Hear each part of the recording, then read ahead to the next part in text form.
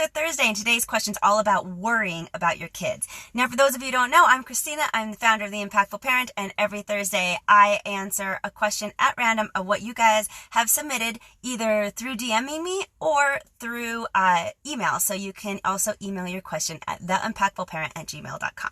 Now let's get with our question today. And I'm going to be honest, I actually had a repeat of somewhat of the same questions by a few different people today. So I'm not going to read the exact question like I normally would. Instead, I'm going to kind of paraphrase the problem that a few parents had that they came in, and that is worrying about their kids.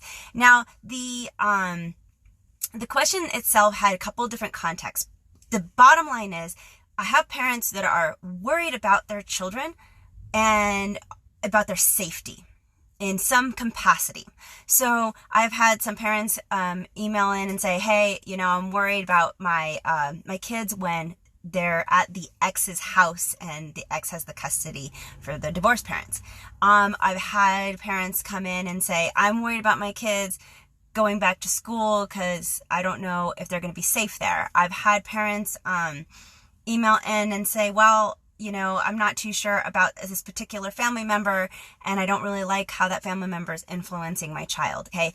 But the bottom line of all of these emails has been child safety and what happens when your child is not with you. Because bottom line, we cannot be with our children 100% of the time. And as they get older, that increases, obviously. I wish we can take care of them, but we can't. And we cannot expect or put that kind of pressure on ourselves as parents that we have to protect our children 100% of the time by hovering over them. We want to protect them, yes, but we can't hover over them. We can't be with them 100% of the time. It's not healthy for us, it's not healthy for them. But it does cause a lot of worry. So what do we do in these situations? And it doesn't matter if we're talking about an ex-husband or wife and your kids at a different house, a teacher at school that you're worried about how is treating your kids, a coach or a shady family member or whatever it might be.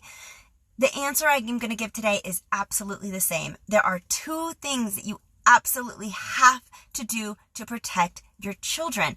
And the first one is you need to teach your kids what is appropriate behavior by adults and by an environment and what is inappropriate behavior. Now, it sounds like such a no-brainer, like of course, but let me give you an example.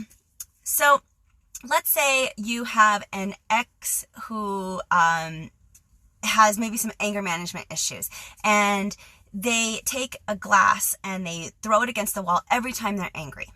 Well, as adults, we know that that's probably not very appropriate behavior to do in front of children. It's dangerous. It's just not appropriate. However, if your child has been living with this adult forever and has seen this behavior over and over and over again, they naturally assume that every time someone gets angry, that's what people do. They take a glass and they throw it against the wall. So you really actually have to explain and show scenarios to your children about what is appropriate behavior and what is inappropriate behavior. This could be the same thing as we're talking to kids going back to school with COVID.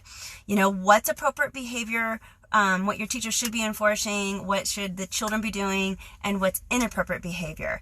But it could be anything. Okay, so you have to actually spell it out for your kids. The next thing that you want to do is you want to really give your kids, arm them with what are you going to do when they see that inappropriate behavior.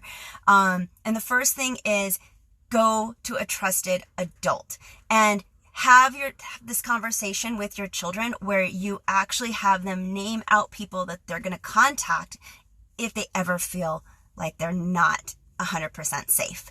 Hopefully you're one of those people, but anybody they mention, if they can't get a hold of you, make sure they have not just you, but 2 or 3 or 4 different adults in their life that they can come to and put those people's phone numbers in their phones if they own a phone.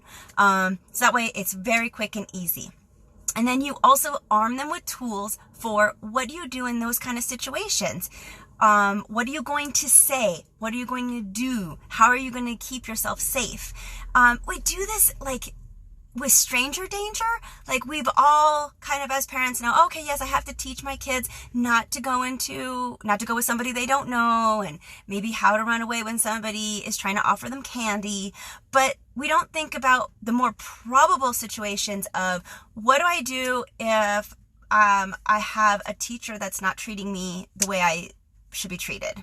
What are the steps that I need to take to advocate for myself? Because you can't go to school with them. You can't sit right next to them all day long and make sure they're wearing their masks and that their teacher's treating them nicely. So you got to actually teach your children the behavior that is appropriate, what they should be expecting.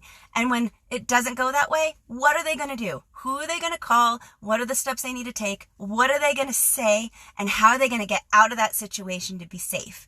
And every situation is going to be a little bit different, so I can't even go into logistics with that, but that is really what you want to do. So if you have a child that you're not feeling really great about because they spend, let's say, half the time with in a divorced family with the ex, and you're just really worried about that, then whatever the behavior that you're worried about with the other person, the adult, train your children to know how to respond to that in the safest way you can. Whether it's, hey, you just need to not say anything, do not fight back, you're going to not say anything, and you're going to call this number, tell an adult, go to your room and, get out of the way. Maybe that's the solution. Or maybe it's more aggressive. Maybe it's do something different. Whatever that situation is going to keep your kids safe for, you just got to lay it out for them. That's the bottom line. Teach them what's appropriate. Lay it out for them what they actually have to do. And don't think they just kind of already know. Make sure they have those emergency phone numbers in their phone or accessible to them somehow, that they know them. Even if they have to go to somebody else's phone and dial the number. Get them to memorize those phone numbers if you need to. Whatever you got to do to keep your kids safe. I wish that we can keep our kids with us and around us 100% of the time, but we can't. So instead, we really need to focus on arming our kids to advocate for themselves and keeping themselves safe. And in the end, they're going to be much better for it. Even if they never have to use those tools, great. At least they'll be ready. I hope that helps. And if you have a question to ask me for next week's question and answer Thursday, please send them on over. You can DM me. You can send me an email at theimpactfulparent.com. That's the website. You can go check that out too. But you're going to go to theimpactfulparent@gmail.com and send me an email. And I hope you guys have an amazing Thursday. We'll see you tomorrow. Bye.